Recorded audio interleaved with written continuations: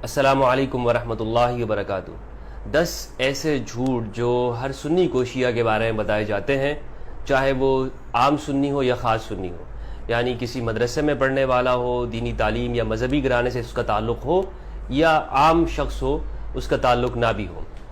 میں نے ایسے لوگوں کو دیکھا ہے جو دیاڑی دار لوگ ہوتے ہیں ہمارے اہل سنت کے اندر، ہمارے ریلیٹڈز میں سے، ہمارے خاندان میں، کہ جن کو دین کے بارے میں کچھ معلومات نہیں ہوتی، ان کو کچھ پتہ نہیں ہوتا سوائے نماز روزہ کے کہ بھائی 5 ٹائم نماز پڑھنی ہے، حلال، اتنا ان کو معلوم ہوتا ہے، لیکن یعنی جن کو دین کی گہرائی کا علم نہیں ہے، وہ لوگ بھی جب بات ان سے آپ کر رہے ہو تو وہ آپ کو بتائیں گے کہ شیعہ کے بارے میں کہ یہ لوگ تو یہ کیوں کافر ہیں، وہ آپ کو اس کی ساری وجوہات بتا رہے ہوں گے، تو آپ کو سن کے بڑی حیرت ہو رہی ہوگی۔ تو ایسے لوگوں کے ساتھ جب میں بیٹھا ہوں اور اپنے رشتہ داروں میں، دوست احباب کے اندر، عام لوگوں میں، تو میں نے ان سے جو باتیں سنی ہیں، مثلا ایک شخص سے میں نے یہ بات سنی کہ میں نے اس سے کہا کہ تم نے آپ کے بچے کس اسکول میں پڑھتے ہیں؟ تو انہوں نے کہا کہ پہلے وہاں پڑھتے تھے، تو وہاں سے میں نے نکال کے دوسرے اسکول میں ڈالا۔ تو میں نے وجہ پوچھی کہ اس اسکول سے کیوں نکالا آپ نے؟ تو اس نے کہا کہ وہاں کے جو پرنسپل تھا نا وہ شیعہ تھا۔ تو میں نے کہا تو کیا ہوا؟ تو کہنے لگا کہ نہیں، شیعہ تو ایسے کرتے ہیں، یعنی شیعہ مسلمان نہیں ہے۔ پھر اس کی بہت ساری وجوہات اس نے بتائی۔ میں نے کہا آپ کو کس نے بتایا؟ تو پھر اس نے کہا کہ ہمارے گھر میں جو قاری صاحب آتے ہیں، تو قاری صاحب نے بتایا کہ جی یہ مسلمان نہیں ہوتے، تو اس طرح میں نے نکال دی۔ تو یہ جو ساری وہ باتیں ہیں، ان میں اٹھنے بیٹھنے کے بعد لوگوں میں جو عام لوگوں کے دماغ میں بھری جاتی ہیں، اور یہ وہ چیزیں ہیں جس سے ہم خود بھی گزرے ہیں اور ہمیں بھی بتائی جاتی رہی ہیں۔ یہ چند چیزیں ہیں جن کو میں نے شمار کیا ہے، تقریباً 10، جن کو میں نے 10 جھوٹ کا نام دیا ہے۔ یہ 10 بہانے کہہ لیں یا 10 جھوٹ کہہ لیں، یہ وہ 10 چیزیں ہیں جو عام سنی کو بتائی جاتی۔ سب سے پہلی تو یہ بات ہے، آپ کسی بھی شیعہ کے بارے میں پوچھیں گے نا سنی سے، تو وہ کہتے ہیں کہ یہ شیعہ لوگ جو ہے نا، یہ حضرت علی کو خدا مانتے ہیں، یعنی شیعہ لوگ حضرت علی کو اللہ سبحانہ و تعالیٰ سے، نبی اکرم صلی اللہ علیہ وآلہ وسلم، قرآن مجید، ہر ایک سے بڑھ کر وہ حضرت علی کو مانتے ہیں، گویا کہ حضرت علی کی پوجا کرتے ہیں معاذ اللہ۔ یہ بات بتائی جاتی ہے کہ گویا شیعہ لوگ وہ علی کو ہی سب کچھ مانتے ہیں۔ سب کچھ سے مراد کہ وہ خدا بھی مانتے ہیں، اللہ بھی مانتے ہیں، رب العالمین وغیرہ بھی۔ یہ ایک عام تصور ذہن میں بٹھایا جاتا ہے۔ اور ان سے پوچھے کہ ایسا کیوں؟ تو وہ کہتے ہیں کہ جی دیکھیں، ان کی ہر بات کے اندر یا علی مدد لکھا ہوتا ہے یا علی سے مدد مانگ رہے ہوتے ہیں۔ تو یہ تصور دینے کی کوشش کی جاتی ہے کہ علی سے مدد مانگ رہے ہیں، مدد تو اللہ سے مانگنی چاہیے، تو یہ علی کو اللہ سے بڑھا دینا ہوا۔ پہلی بات تو یہ ہے، یہ وہ جھوٹ ہے جو بولا جاتا ہے۔ دوسرا جو ہے وہ یہ ہے کہ جیسے عام طور پر ان کے جو عقائد کے حوالے سے کہ جی یہ سنی کو جو ہے نا، وہ کسی بھی سنی کو مارنا یہ ثواب سمجھتے ہیں، اس کو نقصان پہنچانا۔ کوئی بھی شخص سنی ہو تو ان شیعہ کی اور سنی کی آپس میں دوستی اس لیے نہیں ہو سکتی کہ بھائی سنیوں کے بارے میں ان کا یہی خیال ہے کہ ان کو نقصان پہنچاؤ۔ یہ بھی عام طور پہ جھوٹ بولا جاتا ہے۔ تیسرے جو کہا جاتا ہے وہ یہ ہے کہ یہ لوگ شربت میں جو ہے، یہ 10 محرم کو جو شربت وغیرہ لگاتے ہیں، اس میں سبیل وغیرہ جو بناتے ہیں، اس میں یہ اونٹ، یہ جو گھوڑے وغیرہ ہوتے ہیں، ذوالجناح کا جو گھوڑے کی جو شبیہ بنائی جاتی ہے امام حسین کی گھوڑے کی، تو اس کا پیشاب جو ہے اس کے اندر ملا دیتے ہیں اور پھر یہ لوگوں کو پلاتے ہیں تاکہ اور لوگ۔ اچھا، میں نے اس کا پوچھا بھی، میں نے جن سنی احباب نے مجھے یہ بات بتائی تھی، تو میں نے ان سے پوچھا بھی کہ آخر اگر یہ اس طرح سے کرتے ہیں تو کیوں کرتے ہیں، اس کا فائدہ کیا ہوتا ہے ان کو؟ تو کہتے ہیں جی یہ اس طرح کرتے ہیں، وہ اس گھوڑے کا جو پیے گا نا تو وہ بھی شیعہ ہو جائے گا۔ میں نے کہا یہ بڑی آسان ٹرکس ہے بھائی، یعنی صرف وہ شربت پینے سے کوئی شیعہ ہو جاتا ہے؟ تو ایک تو یہ جھوٹ یہ لوگ بولتے ہیں، پھر جب ہم نے قریب میں دیکھا تو ایسا کچھ نہیں ہے، ہم نے خود بھی پھر بنانا شروع کر دیا الحمدللہ۔ چوتھی جو بات ہے وہ یہ ہے کہ یہ لوگ گھوڑے کی پوجا کرتے ہیں، اور کچھ تصویریں ایسی دکھائی جاتی ہیں کہ جس میں لوگ ذوالجناح کی تعظیم کرتے ہیں اور اس کا وہ فلسفہ ہے ان کے ہاں، لیکن یہ ایک جھوٹ کر کے یہ پیش کیا جاتا ہے کہ جی یہ لوگ گھوڑے کی پوجا کرتے ہیں۔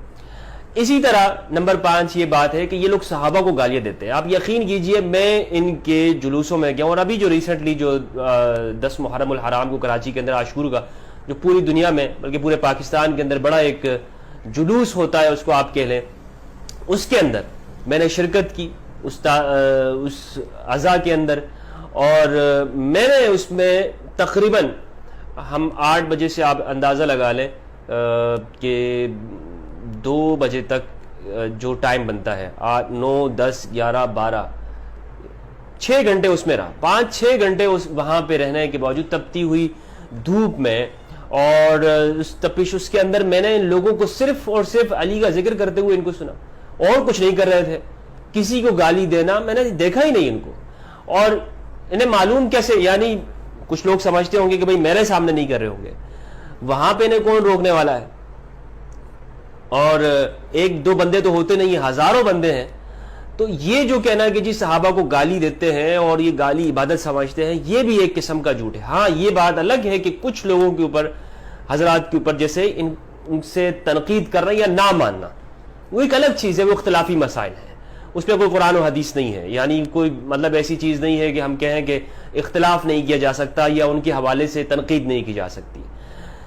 لیکن گالی دینے کا جو لفظ استعمال کیا جاتا ہے ان کے حوالے سے، یہ سراسر جھوٹ ہے جو ہمارے عام سنی لوگوں کے دماغ میں بھری جاتی ہے بات. اور یہ ساری وہ چیزیں ہیں جو نفرت کا سبب ہے. اور میں یہ بات اپنے اہل سنت کی طرف سے اس لیے کر رہا ہوں کہ جو چیزیں ہمارے ساتھ گزری وہ بات مجھے کہنے کا حق ہے. یہ تو میں نہیں کر سکتا کہ جی شیعہ کیا کرتے ہیں سنیوں کے بارے میں. یہ کام ان کے لوگوں کا ہے کہ وہ بتائیں کہ بھائی ہمارے بارے میں ان کے کیا جھوٹ بولے جاتے ہیں، اگر بولے جاتے ہیں تو یہ وہ بتائیں. ہاں میں صرف وہ بتاؤں گا کہ جو میں نے سنی ہے چیز. یہ بالکل دیانتداری نہیں ہوگی کہ آپ مجھ سے یہ بھی مطالبہ کریں کہ جی یہ بھی بتاؤں کہ شیعہ ہمارے بارے میں کیا جھوٹ بولتے ہیں. بھائی بولتے ہوں گے اگر کسی نے بولا ہے، لیکن ہمارے ذہنوں میں جو تھا، یہ ہماری سوسائٹی اور معاشرے کے اندر اہل السنہ کے اندر جو کچھ کہا جاتا، تو میں نے آج وہ یہ بیان کر رہا ہوں. اسی طرح یہ کہ شام غریبہ کے اندر یہ لوگ بتی بجھا کے، لائٹیں بجھا کے، مرد عورت سب مل کر جو ہے وہ سب کچھ ایسا کچھ کام بے حیائی کے کام کرتے ہیں، یہ بھی ایک جھوٹ اور من گڑت قسم کی باتیں کی جاتی ہیں. کیونکہ آج کل تو سب کچھ جو ہے وہ لائیو چل رہا ہوتا ہے.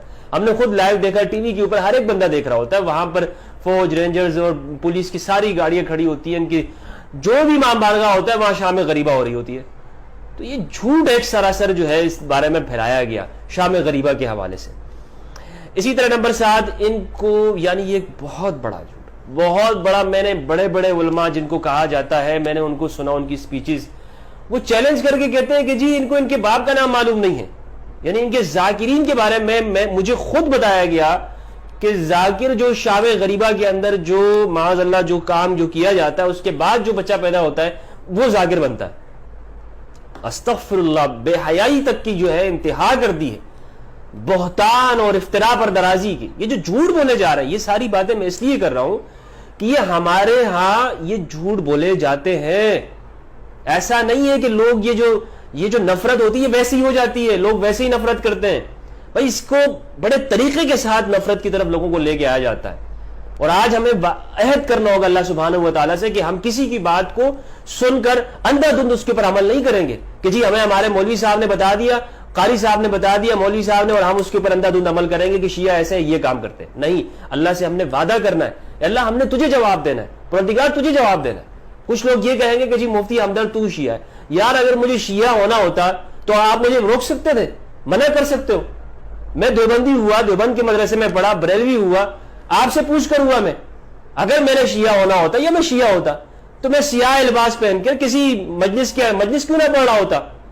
مجلس پڑھنا ویسے کوئی شیعہ ہونے کی علامت نہیں ہے، لیکن میں جا کے چھری چاقو لے کے ماتم کیوں نہ کرتا بھائی اگر میں شیعہ ہوتا.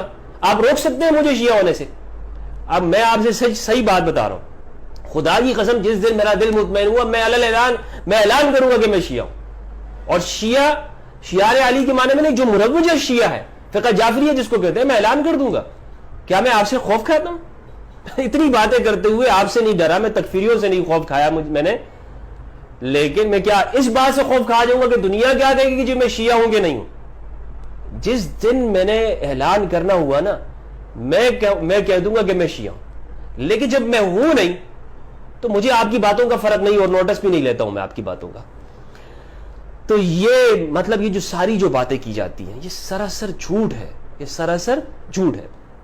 اسی طرح کہتے ہیں کہ جی یہ لوگ تقیہ کرتے ہیں. اب تقیہ جو ہے ایک اصطلاح ہے، یعنی تقیہ کرنا، ہمارے بعض ہم سنی بھی تقیہ کر رہے ہوتے ہیں، ایسا نہیں کہ ہم تقیہ نہیں کرتے، بہت سارے معاملات کے اندر ہم تقیہ کر رہے ہوتے ہیں. تقیہ ایک شرعی اصطلاح ہے، قرآن مجید کے اندر ہے، جگہ جگہ پر حکم ہے. یعنی حضرت عمار بن یاسر رضی اللہ تعالیٰ عنہ کو آپ صلی اللہ علیہ وآلہ وسلم نے اجازت دے دی. تفصیلی موضوع ہے انشاءاللہ، اس پہ میں نے الگ سے بھی ریکارڈ کیا ہوا ہے، بالکل تفصیلی. تقیہ آپ لکھیں گے اور یوٹیوب کے اوپر میرا بیان اس کے اوپر ریکارڈ موجود ہے. لیکن یہ بات کرنا کہ جی ہر بات کے اندر تقیہ کرتے ہیں، یہ بات غلط ہے، درست یہ جھوٹ بولا جاتا ہے. اسی طرح یہ کہ نمبر 9 جو جھوٹ ہے وہ یہ ہے، یہ لوگ ماتم اس لیے کرتے ہیں کہ انہوں نے امام حسین کو شہید کیا. یعنی آپ کسی بھی سنی سے پوچھیں کہ جی یہ لوگ شیعہ لوگ اپنے آپ ماتم کیوں کر رہے ہوتے ہیں، غم کیوں منا رہے ہوتے ہیں. ایک تو یہ ہے جو زنجیر زنی کرنا، اور ایک یہ ہے جو مثلا غم کرنا یا سینہ کوبی کرنا، ماتم کرنا، آنسو بہانا. تو یہ کہیں گے کہ جی یہ لوگ اس لیے رو رہے ہیں کیونکہ انہوں نے امام حسین کو بلا کے شہید کیا تھا. وہ یزید و امویوں نے جو کام کیے، جو حرکتیں کی، ان کے باپ داداؤں نے، یہ جھوٹ بولنے والوں کے، ناسبیوں کے باپ داداؤں نے جو حرکتیں کی وہ ڈال دیے شعار علی علیہ السلام کے اوپر. یہ بھی ایک قسم کا جھوٹ ہے کہ جی یہ لوگ اس لیے کرتے ہیں کہ انہوں نے شہید کیا تھا. اسی طرح ایک جھوٹ جو میں نے سنا ہے وہ یہ ہے کہ ان کا جو کعبہ ہے وہ عراق کے اندر ہے. اب کعبہ جو ہے، یعنی کعبہ سے مراد، یہ تعظیم کا لفظ نہیں، کعبہ سے مراد بیت اللہ مراد لیتے ہیں. یعنی ہم یہ کہتے ہیں نا کہ جس طرح یعنی یوں مشہور کر دیا ہے کہ سنی حج بیت اللہ جا کے کرتے ہیں، مسجد حرام میں، ٹھیک ہے، مکہ کے اندر، سعودی عرب کہہ دے وہاں جا کے کرتے ہیں، اور یہ شیعہ لوگ عراق جا کے حج کرتے ہیں. شیعہ لوگ عراق جا کے حج کرتے ہیں. دیکھیں ثواب کا جو بیان ہے، جو اربعین وغیرہ کی زیارات ہے یا عاشور کے دن جاتے ہیں، ثواب کا میں انکار نہیں کر رہا ہوں کہ وہ ان کے ہاں اس کا تصور موجود نہیں ہے کہ وہ اس کا ثواب ہے یا نہیں ہے. یعنی جو حج جو شرعی فریضہ ہے، جو قرآن مجید کے اندر جو بیان ہے، ٹھیک ہے، وَلِلَّهِ عَلَى النَّاسِ حِجُّ الْبَيْتِ مَنِ اسْتَطَاعَ إِلَيْهِ سَبِيلًا، یہ والا جو حج ہے، یہ اس بارے میں کہا جاتا ہے کہ شیعہ لوگ یہ بھی کربلا میں کرتے ہیں. یہ بات درست نہیں ہے، یہ بات درست نہیں ہے. یہ والا حج یعنی جو شرعی فریضہ ہے، جو ہر صاحب استطاعت شخص کے اوپر، جس کے پاس زیادہ راہ کا استطاعت ہو، اس کے اوپر جو فرض ہے، جس طرح نماز روزہ ہے، وہ والا حج کہاں پر ہے؟ مسجد حرام کے اندر، کعبہ کے اندر ہے. یہ کربلا اور عراق کے اندر نہیں ہوتا. ہاں وہاں پہ جانے کو یہ ثواب ضرور سمجھتے ہیں، لیکن یہ حج نہیں ہے. تو بہرحال یہ جو 10 باتیں میں نے آپ کو بتائی، یہ وہ عام چیزیں ہیں جو ہمارے ہاں اس لیے بتائی جاتی ہیں تاکہ شیعہ سنی کے درمیان میں آپس میں نفرت ہو اور دونوں ایک دوسرے سے دوری پیدا کریں. اور اس میں نفرت اور انتہا پسند واعظین نے اہم کردار ادا کیا ہے. جعلی پیروں نے، 2 نمبر وائزوں نے، اور درس نظامی فیل خطیبوں نے یہ کام کیا. جو ہمارے ہاں سب سے بڑا خطیب کون ہوتا ہے سنیوں میں؟ جو درس نظامی کے اندر راسب آتا رہے، فیل ہوتا رہے، وہ بڑا خطیب ہوتا ہے. یہ ہم دیکھتے رہے ہیں.